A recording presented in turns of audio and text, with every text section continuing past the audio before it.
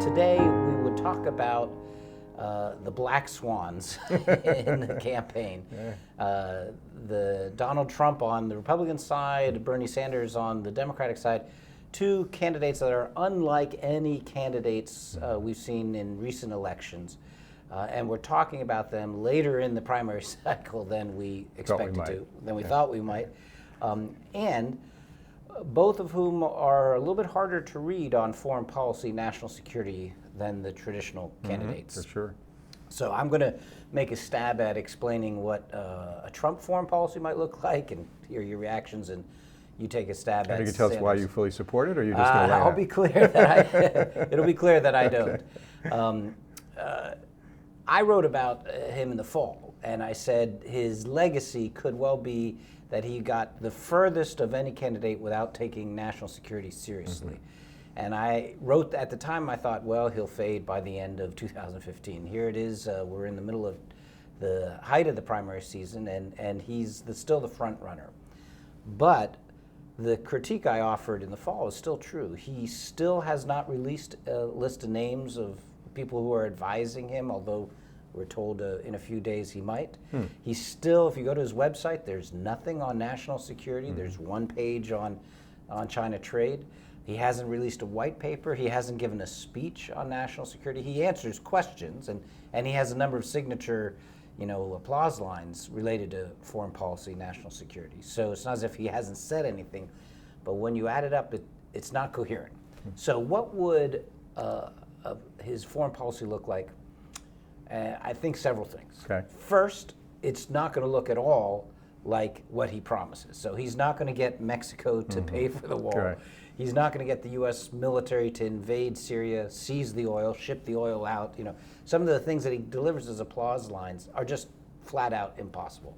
And I don't know any foreign policy expert, even one who might be sympathetic to Trump, who thinks you can do those things. Those things are not doable. Right. But he's going to be president, and he will have tremendous power. And so what will he do? I think he will start a trade war with China. He would if he were president. That is an area where he's had a pretty consistent anti-free trade policy, and for decades now. It's not just today that he's railing about. He's railed about free trade for decades. And that's the one foreign policy issue where he does have an issue page that sort of talks in granularity, and he says he's going to declare them a currency manipulator, and he's going to use other tools to punish them, and the steps he's going to take add up to launching a trade war, basically, with China. And beyond that, it's hard to see how he will conduct a coherent foreign policy. We know from his previous businesses that he launches lots of initiatives that fail. Right. I mean, he's successful in real estate, but not successful overall. So I would expect him to try a number of initiatives, but probably not succeed in them. And then, and this is sort of my final prediction, and maybe you'll say this is too easy one, my theory of presidents is they do, when pressed, they do the move that got them elected. So when pressed, Clinton triangulated. That's what got him elected. When pressed, President Bush doubled down on resolve, because that's what got him elected.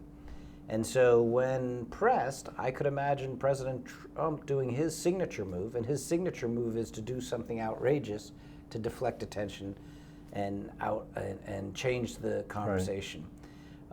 So, interesting. What will it look like here? Here's my soundbite. I think it'll look like your average sophomore's high school Model UN delegation. The one that didn't do the homework and is there just to have fun and stir things up. His campaign on foreign policy sounds a little bit like that, and I wonder if, as president, that's what it would look like. I hope I'm wrong. This is a prediction. I hope a year from now, I hope we won't be talking about this a year from now, but if we are, I hope you'll say, well, I was too pessimistic. That's what I think. Right, we all care about the future of the country and the future of the world. So it's interesting. So in early February, I was in Spain and did a whole series of lectures and media appearances arranged by the American Embassy in Madrid and the consulate in Barcelona, which, by the way, the consul general is a former Duke student. Yes. Who you may have had in the mid-90s before I was at Duke, but good Duke credentials over there. And the level of interest was a mix of entertainment and exasperation. Horror, maybe? Yeah, exasperation is right. And so I was trying to talk about a variety of things, including why I thought foreign policy would have an impact in this election. You know, if you look at the polls, in December 2014, after the congressional election, only 6% of the American people said foreign policy was sufficiently important that affected their vote. You know, and whereas in December 2015, after San Bernardino, 32% said, right? Now, that'll go down, but even if it's lower than the economy and domestic, in a close election, it can have an impact. So I actually think, I would say more than any election since 1980, I think foreign policy is going to play into this. So I was trying to give people a sense, so on the Republican side, you know, saying, so you have, you know, so Rubio to a certain extent is neoconservatism, right? To a certain extent he is. He has a sense of America is having a mission, and in a certain way, he generally makes an argument that it's good for the world, even if the world doesn't see it that way. There is no room in the Republican Party anymore for George H.W. Bush conservative internationalism, right? The Richard Lugar, the President Bush 41, at least among the presidential candidates. Okay. I don't want to take it any further than that. That's a future topic we're going to have to Yeah, get into. for sure. Yes. But I mean, in terms of where the presidential candidates are situated themselves, nobody is Bush 41, right? And so then I was trying to figure out how to characterize Trump and to a certain extent Cruz. And there was no ism there. And so what I started to say is the word for bully in Spanish is matón. So I said it's really a matonismo, and this got a huge rise out of the crisis. And the difference between, say, a Rubio was that Trump says we are going to do what we want to do, and we don't really care whether it's good for you guys or not, right? So in Europe, it's the old, you know, free rider, burden-sharing debate, and I think one of the things he would do is an easy lash out would be at Europe, right? You know, in a lot of ways. You know, there's a sense of you know, the cultural attitude, which always plays into their own struggles with, you know, with different cultures coming in. But there's this enormous sense of, I mean, a couple who got very passionate, how can this be happening in your system? Which I think, you know, over-idealizes our system to a certain extent. But it was extraordinary, the level of attention. And journalists, you know, one interview after another.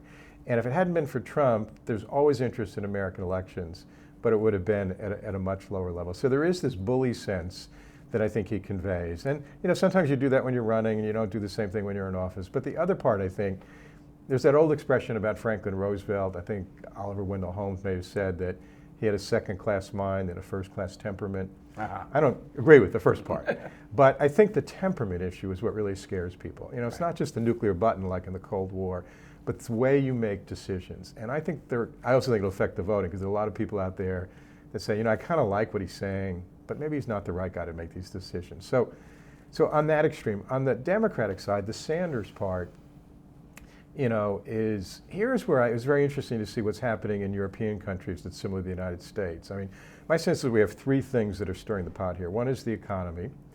You know, we have low unemployment, they have higher, but we have a lot of anxiety about inequality, culture, you know, the clash of the cultures, and insecurity. So in France, you've got Le Pen on the right.